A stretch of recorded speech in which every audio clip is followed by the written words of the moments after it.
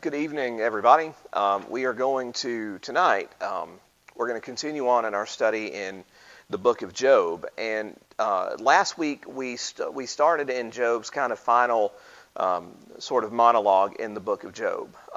We looked at chapter 28, and Job talks a lot about wisdom and where wisdom comes from, and sort of in that implies that his friends aren't as wise as they think they are. And so Job, again, sort of starts off kind of talking about sort of the root of wisdom. Starting in chapter 29, what we see is we see Job sort of giving an overall kind of a summary of a summary defense, basically. At least that's kind of the way that my Bible has sort of this section titled. And what that means is Job is, over the next couple of chapters, what Job is going to do is Job is going to basically sort of summarize his plight. He's going to summarize his position. And again, I made this remark, or this observation last week.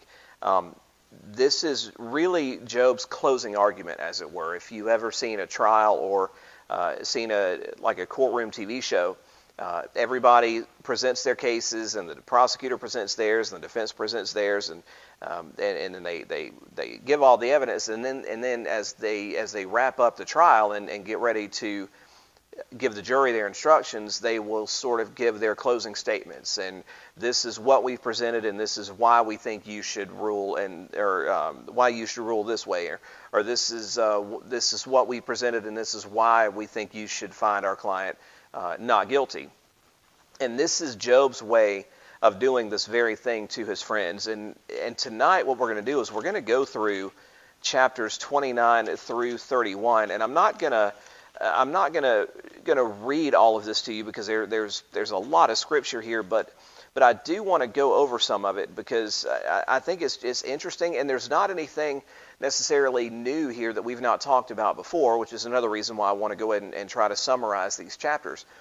There's a lot of what we're going to look at tonight is going to be repeated. It's going to be things that Job has said before, but again, Job is really reminding his friends of his innocence, and he's reminding his friends of his plight, of his situation.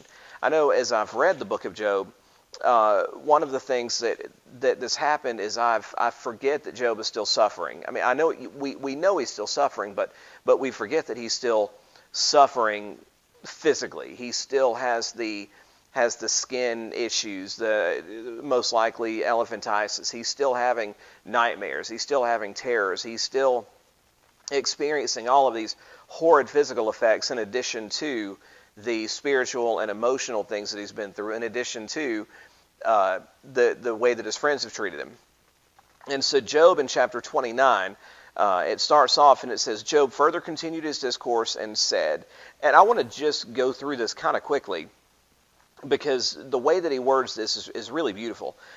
He says, Oh that I were as in months past, as in the days when God watched over me, when his lamp shone upon my head, and when by his light I walked through darkness, just as I was in the days of my prime, when the friendly counsel of God was over my tent, when the Almighty was yet with me, when my children were around me, when my steps were bathed with cream, and the rock poured out rivers of oil for me.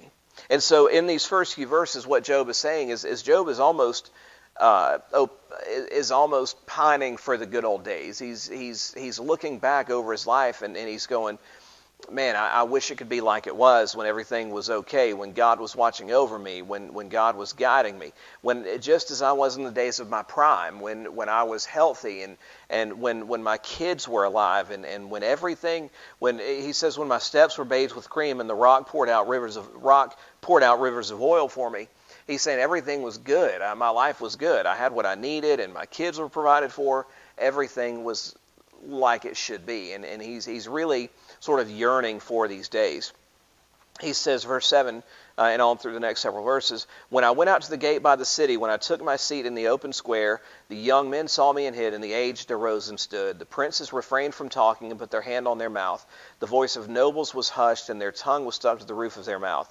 When the ear heard, then it blessed me, and when the eye saw, then it approved me, because I delivered the poor who cried out, the fatherless and the one who had no helper. Now, before we go any further into this, this is really interesting, because what Job is saying here is Job not only is talking about his wealth and his family and how everything was working well, he's now going into talking about his public life and how he was highly regarded in his community, how people saw him and knew who he was and gave him deference because of that, because of his wealth and because of his influence. The young men saw me and hid. The aged arose and stood. Everybody respected him. There might have even been maybe a little bit of fear there when he says the young men saw me and hid.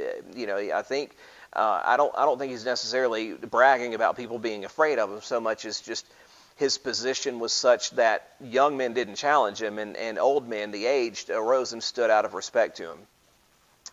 The princes and the nobles, they didn't talk when they were around him. They would lose the words when they were in his presence. He said, everything sort of worked for him. And then in verse 12, and he's going to go on and sort of throughout the rest, through the next several verses. In verse 12, he says, because I delivered the poor who cried out, the fatherless and the one who had no helper. He then goes on and he says, the blessing of a perishing man came upon me, and I caused the widow's heart to sing for joy. I put on righteousness, and it clothed me. My justice was like a robe and a turban. I was eyes to the blind, and I was feet to the lame. I was a father to the poor, and I searched out the case that I did not know. I broke the fangs of the wicked, and plucked the victim from his teeth. And so Job, in this passage, he's going back to where his friends had implied earlier that he had taken advantage of the weak, that he had ruled unfairly. They didn't know this. They didn't have any evidence for this. But one of the charges that his friends levied against him was that he, again, most likely was some type of a magistrate or some type of a ruler in that area, some type of maybe a governor or a lord or something like that. And one of the things that his friends accused him of was basically using his power to hurt other people. Again, taking advantage of the poor, taking advantage of the widows, ruling with sort of this intent that was bad. And so this is Job going back to this, and Job is saying, what I did when I back in the day when everything was good and when I had what I needed and when everything was like it was supposed to be, I did what I did for good. I used my position for good and not for evil. And this is a direct response and a direct rebuke to his friends, again, who had no evidence that he had done anything wrong, but I think that was one of those things where they were kind of grasping at straws and just sort of hoping that something would stick. I know somebody who drives a truck, and they were in a wreck, and it was a very minor fender bender, very, very minor. And basically traffic was standing still, and this person who drives a truck kind of went over and sort of bumped into this car.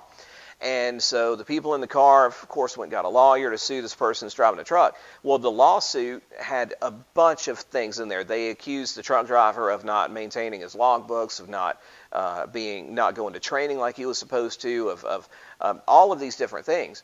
And so he's telling me about this, and the question was, why in the world are they suing for all of this stuff when I've got my logbooks, I've done all this stuff? What are they doing? And what they were doing is when they filed that lawsuit, they were throwing everything in there, hoping that one of those things would stick, just sort of hoping that maybe his logbooks weren't right, or hoping that maybe he had not been to training like he needed to. And so I think that's what was going on with Job's friends, is as they're trying to find some reason to explain Job's situation, they are just grasping at straws, and when nothing else is working, then they go to his career, and they say, well, you were mistreating people, or you were doing things wrong, or you were taking advantage of the poor. And so again, this is Job's response to them in the way that he handled himself in his career and in his community. And so he says I broke the fangs of the wicked and plucked the victim from his teeth. He basically disabled wicked people and the ones that were taking advantage of other people, he was saving them from the wicked. And so, and as the chapter ends, as 29 ends, Job says, he says, "Then I said, I shall die in my nest and multiply my days as the sand. My root is spread out to the waters, and the dew lies all night on my branch. My glory is fresh within me, and my bow is renewed in my hand." And then he goes on to talking about again his speech and how people listened to him, and they gave him this deference and this reverence. And so he talks about how he led them. And the last verse there, verse 25 says, "I chose the way for them as sat as chief, so I dwelt as a king in the army, as one who comforts mourners." And so chapter 29 is Job reminding his friends of who he is Job reminding his friends of the position that he had and the authority that he had. And not just the authority that he had, but the integrity that he had when he was in that position of authority. And again, what Job is doing is getting to the point of, I didn't do anything to cause what's happened to me.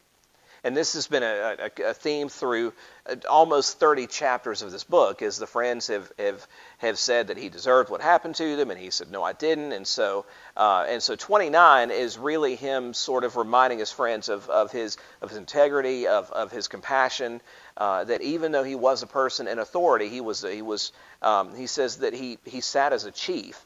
And he dwelt as a king in the army, and as one who comforts mourners, as a counselor. He had all these roles, and in all of them he did them with integrity. He did them well. And then chapter 30, he is going to talk about how he's been treated by people, and sort of it's almost like he's saying, this is where I was, and this is where I am now. And so in chapter 30. He says, "But now they mock at me, men younger than I." In chapter 29, he says, "Young men saw me and hid." In verse 30, he says, "Now the young men, when they see me, they mock me. They're younger than I am. Whose fathers I disdain to put with the dogs of my flock."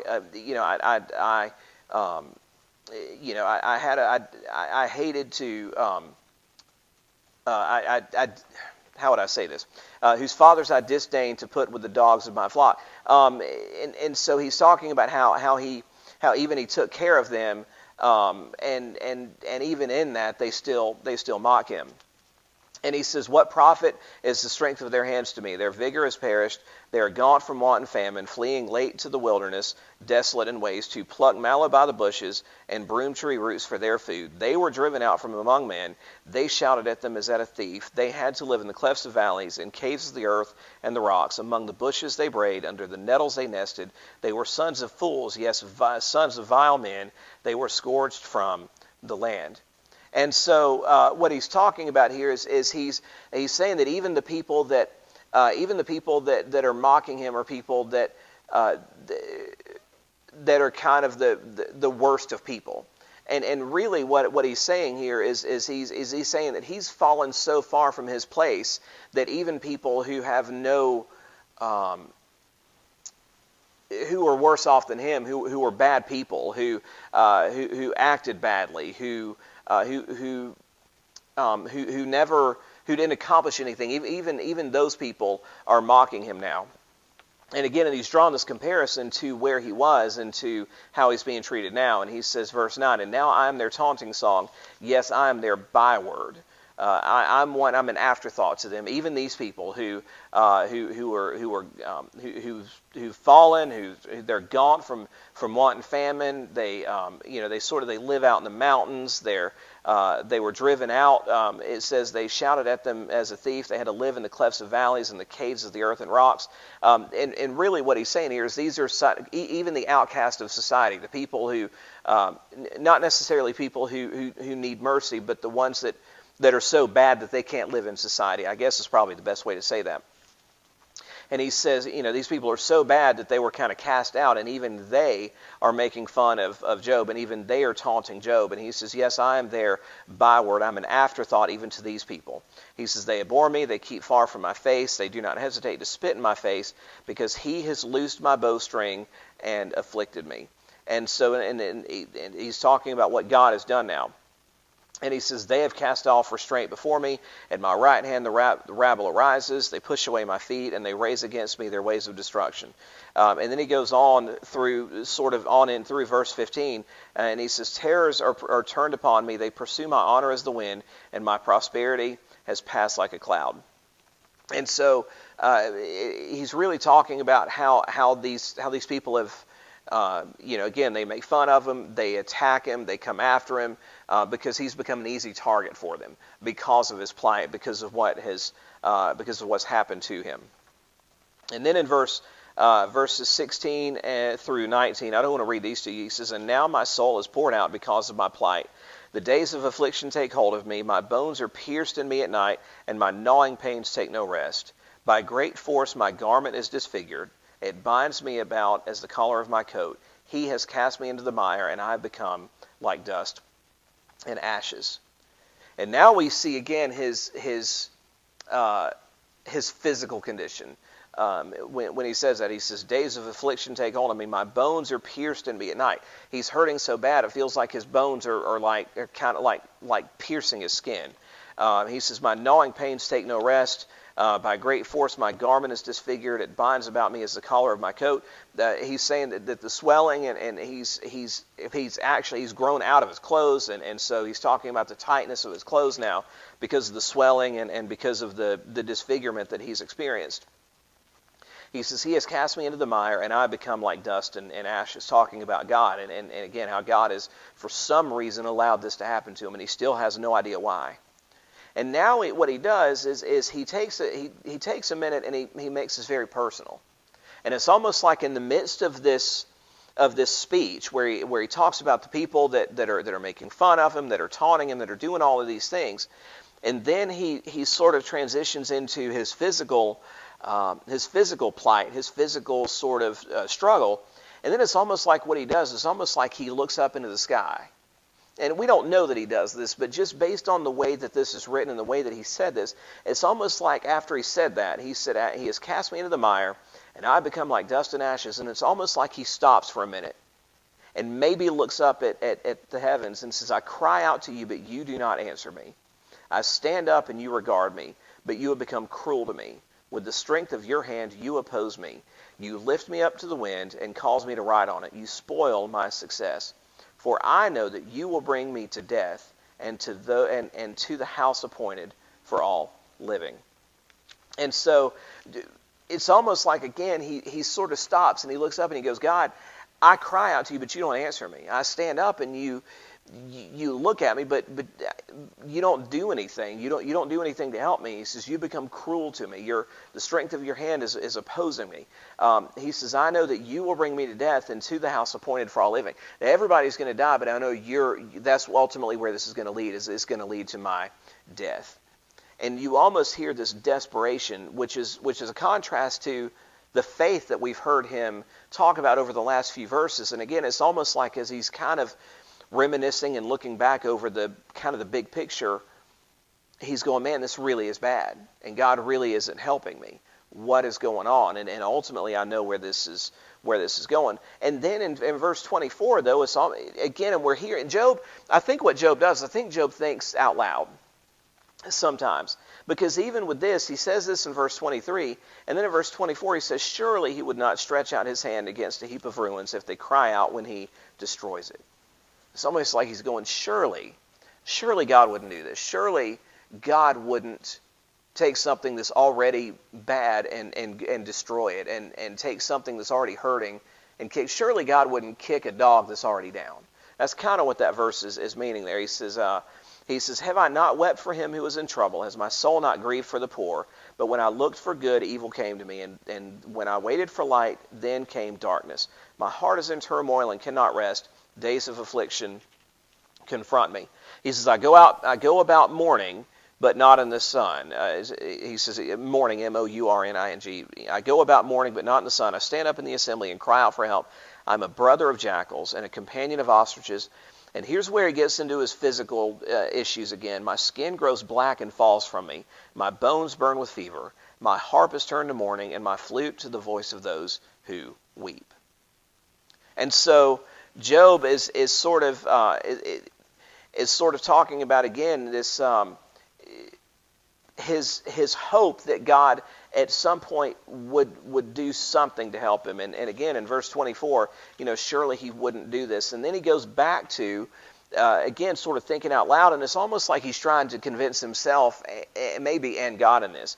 And he's saying, I wept for him who was in trouble. My soul grieved for the poor. But when I looked for good, evil came to me. Even though I did good, bad things happened to me. And he says, I stand up in the assembly and I cry out for help. There's nobody to help him. He says, I'm a brother of jackals. I'm a companion of ostriches. I don't have any friends. I don't have anybody with me. I'm completely alone. I'm a friend to sort of the animals that are just around. And then again, he talks about his skin growing black and falling from him, his bones having fever in them, and just really sort of, he's just mourning at this point. And then in verse 31, and I'm going to just sort of highlight some of this for you.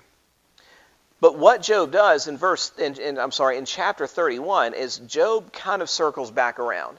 It's almost like if this was an orchestra, the first movement would be kind of the upbeat type of music. If you've ever listened to maybe a symphony, like a thing that has like a music that has like three movements. The first part kind of is maybe happy, is energetic, is sort of fast. That second movement is much more slow. A lot of times it's in a minor key. If the music is telling a story, that's where the conflict is. This is in that middle movement. And then in the third movement, there's sort of this turn back to what looked like the first movement again. And so this is kind of what Job does. In chapter 31, he says, I've made a covenant with my eyes. Why then should I look upon a young woman? For what is the allotment of God from above and the inheritance of the Almighty from on high? Is it not destruction for the wicked and disaster for the workers of iniquity? Does he not see my ways and count all my steps? And Job's saying, I've been committed to God. I've made a covenant with my eyes. Why then would I look upon a young woman? I've committed to follow God. I've been following God my whole life, and I've made these commitments, and I've done all of these things. And then he goes on and he says, if I've done things that are wrong, then let God judge me. And this is a thing that Job has said several times, that if I've done something wrong, then I'll acknowledge it, and I'll take my, I'll sort of make my penance. But if I haven't, then I need to know what's going on. And so that's what he says here in verses 5 through several chapters, through on into, it looks like about 23. He says things like, if I've walked with falsehood, or if my foot has hastened to deceit, let me be weighed on honest scales, that God may know my integrity. If my step is turned from the way, if my heart's walked after my eyes, or if any spot adheres to my hands, then let me sow and another eat. Let me get what I deserve if I've done something wrong. And he says, if my heart's been enticed by a woman, if I've lurked at my neighbor's door, then let my wife look for another one. Let other people come to her. He says, for that would be wickedness, yet it would be iniquity deserving of judgment. If I did those things, I would deserve everything that's happening. And he says, for that would be a fire, verse 12, for that would be a fire that consumes to destruction and would root out all my increase. And then verse 13, he says, if I've despised the cause of any male or female servant, if I've done anything to harm or dishonor anybody that's a servant that's less fortunate than me. He says, God made us all. He says, verse 15, did not he who made me in the womb make them? Did not the same one fashion us in the womb? And Job is talking about how he's treated people with fairness and with equity, because he knows that they're created by God as well as he is. And this is a pretty revolutionary idea, especially at the time of Job, where Job is saying we're all kind of equal here. The same God that made me is the same God that made them, and we came from the same place. He says in verse 16, if I kept the poor from their desire, caused the eyes of the widow to fail, or eaten my morsel by myself, so that the fatherless could not eat of it, if I've seen anyone perish for lack of clothing, or any poor man without covering, if his heart has not blessed me, and if he was not warmed with the fleece of my sheep, if I've raised my hand against the fatherless, then let my arm fall from my shoulder, let my arm be torn from the socket, for destruction from God is a terror to me, and because of his magnificence I cannot endure. And he's saying, if I've done anything to rob anybody, to take anything from anybody, then let that be done to me. Let me take that punishment. And then he transitions a little bit, and he goes from that to verse 24. If I've made gold my hope, or said to find gold, you are my confidence. And there's this whole section here. If I've rejoiced because my wealth was great, and because my hand had gained much, he says, all of these things, then this would be iniquity deserving of judgment, for I would have denied who God is above. Verse 12, he says, for that would be a fire that consumes to destruction, would root out all my increase. Verse 23, or verse 21, I'm sorry, he says that again. If I've raised my hand, then let my arm fall. In verse 28, he says, if this also would be an iniquity, deserving of judgment, if I've done these things, then I would deserve what happened. But Job is saying, I've not done these things. And we're almost done, and we've been going for a few minutes here. He says, if I've rejoiced at, verse 29, if I've rejoiced at the destruction of him who hated me, or lifted myself up when evil found him, he says, indeed, I have not allowed my mouth to sin by asking for a curse on his soul. If the men of my tent have not said, who is there that has not been satisfied with his meat? And he says, but no sojourner had to lodge in the street, for I opened my doors to the traveler. If I've covered my transgressions as Adam by hiding my iniquity in my bosom, because I feared the great multitude and dread of the contempt of families, he says, oh, that I had one to hear me. Here is my mark. Oh, that the Almighty would answer me, that my prosecutor had written a book. Surely I would carry it on my shoulder and bind it on me like a crown. I would declare to him the number of my steps. Like a prince I would approach him. And this is where Job's words are going to end. He says, if my land cries out against me and its furrows weep together, if I've eaten its fruit without money or caused its owners to lose their lives, then let thistles grow instead of wheat and weeds instead of barley. And so, and it says the words of Job are ended in chapter 31. And so really what we get from this is we get Job, again, kind of making this three-part statement. And the first statement was, that I wish that things were like they were when everything was like it should be. I had this position, I had this place, I had this authority, I was being blessed, everything was good, everything was normal. This was 2019 for Job. Chapter 30, 2020 hits for Job.